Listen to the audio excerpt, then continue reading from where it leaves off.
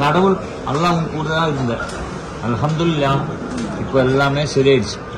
இனிமே any time happy. எப்போ நான் சொல்லுவேன் எதுவுமே இல்லை. அம்மா உங்க பேர் என்ன? ரிஹானா பேகம். உங்க பேரு? ரிஹானா. சரி, உனக்கு முன்னாடி என்ன ஆச்சு? எனக்கு ஒரு 3 வருஷமாவே இந்த கால் ஃபுல்லாவே புண்ணாயிடுச்சு. ரொம்ப அதிகமான புண்ணு, அப்படியே குடஞ்சி போய் தண்ணியா வரும். எல்லா இடத்துலயும் பார்த்துட்டா யாருமே இதுக்கு என்ன தீர்வுன்னு சொல்லவே இல்லை. சரி, இது எத்தனை வருஷமா இருக்கு? 3 வருஷமா இருக்கு. 3 வருஷமா இருக்கு. சரி, டாக்டர் என்ன சொல்லிட்டு என்ன வியாதி? இது என்ன வியாதினே யாருக்குமே நிறைய இடத்துல போய் நாங்க பாத்துட்டோம். நாங்க என்ன வியாதினே சொல்லவே இல்லை.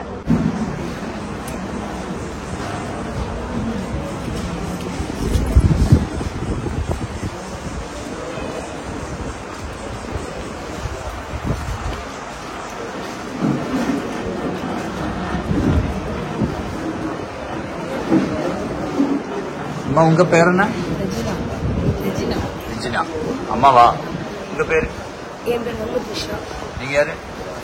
சிஸ்டர்ல. உங்க பேரு? ரிஹானா பேகம். ரிஹானா பேகம். உங்க பேரு? நாகூர் கனி. ரிஹானா, இது எத்தனை வருஷம் ஆச்சு? 10 வருஷம். 10 வருஷம். என்ன வியாதி இது? டாக்டர் என்ன சொல்றாங்க? சின்ன டாட் மாதிரி தான் வரும். அது நாளாக அரிச்சு அப்படியே ஹோலாகி அதுலேருந்து நீர் வரும். கொஞ்ச நாள் ஸ்தலம் வரும். அப்படியே ஹோலாகி ஃபுல்லாக அந்த சதையை அரிச்சு எடுத்துரும். நல்ல வலி, சரியான வலி, தூக்கமே இருக்காது. சரி, இப்போ டாக்டர் என்ன சொல்றாங்க? ஐஜி அதிகமாக இருக்குன்னு சொல்லியிருந்தாங்க. இதுக்கு என்ன ட்ரீட்மெண்ட் சொல்றாரு? அதாவது அந்த கிருமிகள் அதிகமாக இருக்குது. அது அதிகமாக போகாமல் நார்மலாக அப்படியே இருக்கிற மாதிரி வச்சுக்கணும். இருந்தாலும் ஓரளவு குணமாகும். படிப்படியாக குறையிறது கொஞ்சம் கம்மி தான். இது பூர்ணமா சரியாதுக்கு வழி இல்லையா? இந்த வழியுமே இல்லை. சரி சரி, நான் சொல்றேன், இது கண்டிப்பா கம்ப்ளீட்டா போயிடும். பிரதர் பேசிக்கிட்டேன், எல்லாத்துக்கும் ஓகே. கண்டிப்பா இனிமே சரியாயிடும். நான் சொல்றேன், நீ தைரியம் மாதிரி விட்டுடு.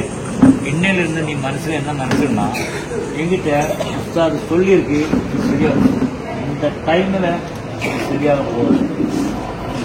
நீ வேதனை இல்லை, எதுவுமே இல்லை, நல்லா ஹாப்பி தெரியும். அந்த பேண்டெல்லாம்